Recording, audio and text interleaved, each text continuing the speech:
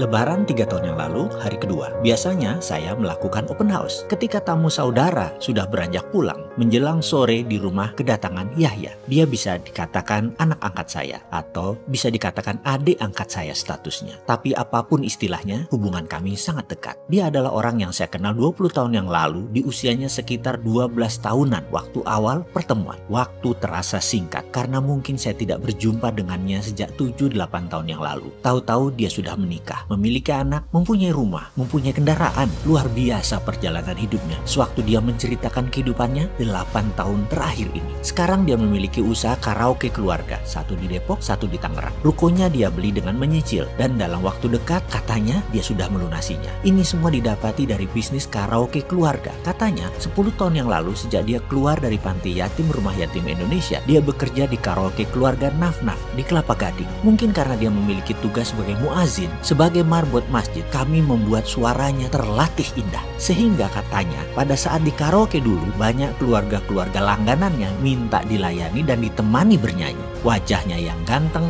bersih, dan luar biasa santun merupakan salah satu bekal suksesnya. Hingga suatu saat Yahya bertemu dengan sebuah keluarga yang suka dengannya dan jatuh cinta pada dirinya. Dan sejak 5 tahun yang lalu dia dipercaya serta dimodali dengan mendapatkan bagi hasil usaha karaoke keluarga yang mereka bangun di daerah Depok. Sejak 3 tahun yang lalu dengan hasil tabungannya dia memberanikan diri membeli ruko secara menyicil dan membangun usaha karaoke. Kebetulan yang memberi kredit adalah seorang kepala cabang bank dekat Depok yang menjadi langganannya. Keluarga pejabat bank itu setiap minggu pasti menyempatkan berkaraoke dan berteman baik, bahkan menjadi mitra karaoke-nya. Bisnis karaoke yang dia bangun sendiri di daerah Tangerang, dan ruko inilah yang sebentar lagi lunas dimiliki penuh oleh Yahya. Sebuah cerita perjuangan hidup yang manis sekali didengar pada saat dia menceritakan sambil memangku putri pertamanya. Hari itu, Lebaran di rumah kami menjadi meriah dengan datangnya Yahya beserta istri dan putrinya. Tanpa malu-malu, mereka bernyanyi menggunakan karaoke di tengah rumah saya yang sederhana. Ketika mereka sudah pamit pulang, anak saya paling kecil Malkia berkata, "Ya, siapa sih Om Yahya ini? Apa sih sejarahnya?" Mendengar pertanyaan si bungsu ini, saya mulai mengingat kembali sejarah awal perkenalan saya dengan Yahya. Dulu,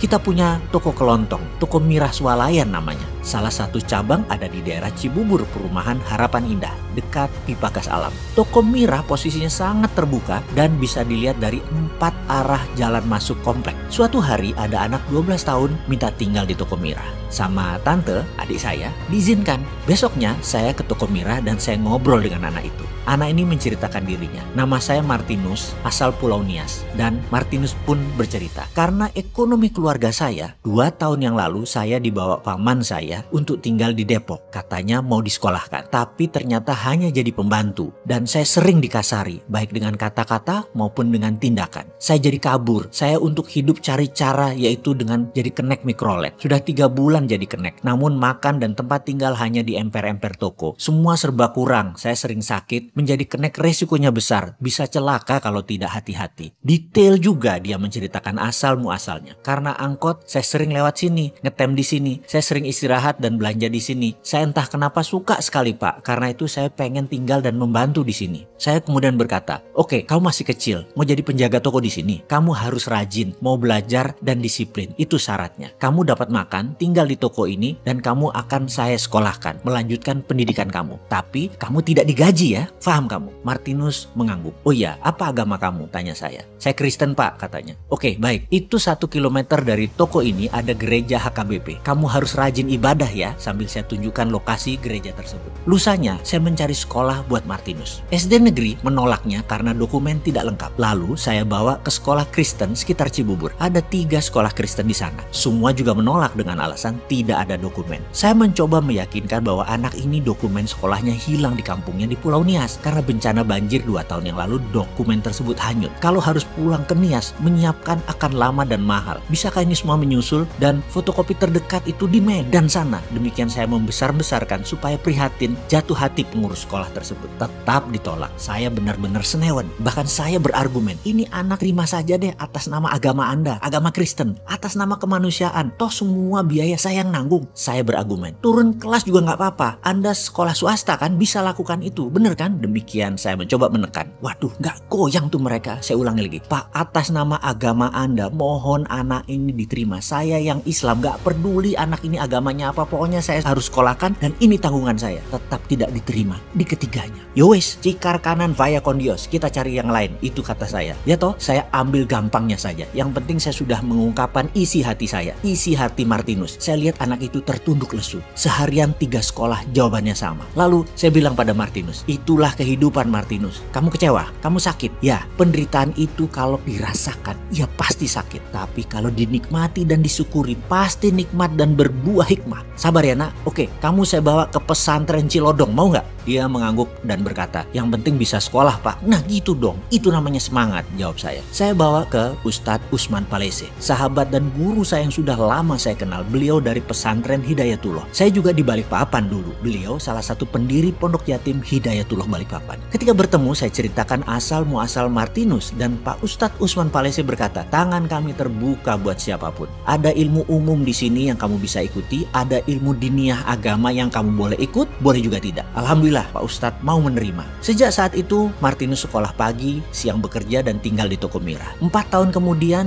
dia tinggal di pesantren Cilodong dan dia sudah tidak aktif lagi bekerja di Toko Mira. Suatu hari Pak Usman Palese telepon saya, Mas Mardigu bisa ke Cilodong? Saya atur jadwal Pak dan esoknya saya pun merapat ke sana. Di depan rumah Pak Usman ada Martinus yang duduk dengan wajah serius. Lalu dia menyalami saya dan berkata, Pak, saya sudah berpikir masak-masak, saya sudah merenung, saya sudah berdoa tiap malam hampir 2 tahun ini. Dalam 5 tahun ini saya melihat keindahan teman-teman melakukan gerakan sholat, keceriaan Ramadan, merdunya suara azan di pagi subuh. Saya memutuskan untuk memeluk agama Islam. Boleh ya Pak? Saya menatap wajah Martinus dalam-dalam. Saya lihat wajah Pak Usman Palese yang berdiri agak ke belakang, wajahnya datar saja. Saya balik menatap Martinus. Agama bukan mainan. Saya menggelengkan kepala. Gak bisa kamu lakukan itu Martinus. Agama bukan untuk kamu punya-punyaan, untuk dibanding-bandingkan mana yang lebih baik, mana yang lebih bagus. Tapi agama adalah hal spiritual. Agama adalah hal yang sakral. Agama adalah keputusan keindahan kolbu sehingga memancar keluar. Yang kamu lihat baru luarnya saja. Kalau kamu sudah menemukan dalamnya, kamu baru mengerti dan boleh menyatakan apa yang kamu katakan barusan, kata saya. Pak Usman Palese meneruskan, kamu sudah dengar tadi ya, apa bedanya dengan perkataan saya dengan Pak Mardigu? Sama kan? Martinus menunduk, berkata lirih, Pak, boleh nggak saya jadi muazin, tukang azan? Emang kamu bisa? Saya bertanya. Bisa Pak, sudah sering latihan, jawabnya.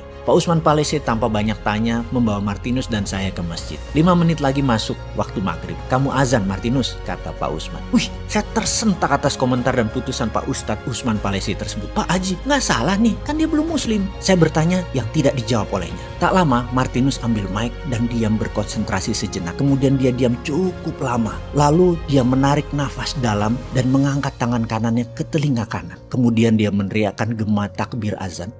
Allahu Akbar, Allahu Akbar.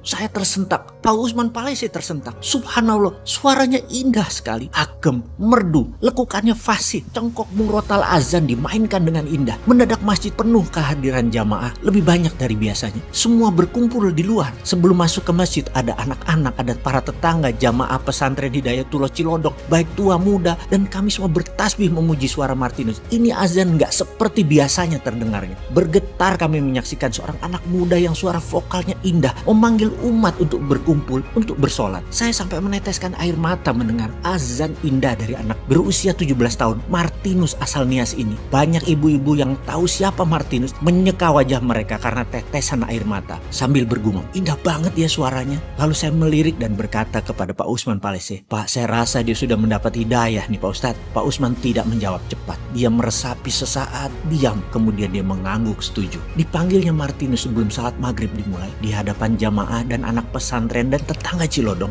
Dia tanya, Apakah kamu sudah mantap ingin memeluk Islam, nak? Martinus mengangguk dan tertunduk. Ambil Al-Quran, pegang di dada kamu, kata Pak Usman. Martinus melakukan gerakan sesuai perintah. Tangan kanannya salaman dengan Ustadz Usman. Tangan kirinya memeluk Al-Quran dan dia berkata, Asyhadu alla ilaha illallah wa asyhadu anna Muhammadar Rasulullah. Suaranya yang merdu memenuhi ruangan masjid yang hening. Kalimat syahadat yang dibacakannya syahdu sekali. Semua anak-anak dan teman-temannya menyalami dan memeluk Martinus. Ibu-ibu menyeka air mata haru. Pak Usman Palese berkata, Pak Mardigu, kasih nama baru buat dia. Lalu saya berkata, mulai saat ini nama kamu Muhammad Yahya. Kamu dipanggil Yahya. Selamat datang di dunia keberserah dirian. Yahya adalah nabi yang ditulis Al-Quran sebanyak 4 kali. Hidup bersama di zaman Nabi Isa, anak Nabi Zakaria. Namanya sebagai penentang Herodes banyak disebut di kitab hikmah, Ihya Ulumuddin dan lain sebagainya. Sehingga ke depan kamu bisa mencerminkan diri sebagai perwujudan pejuang kebenaran.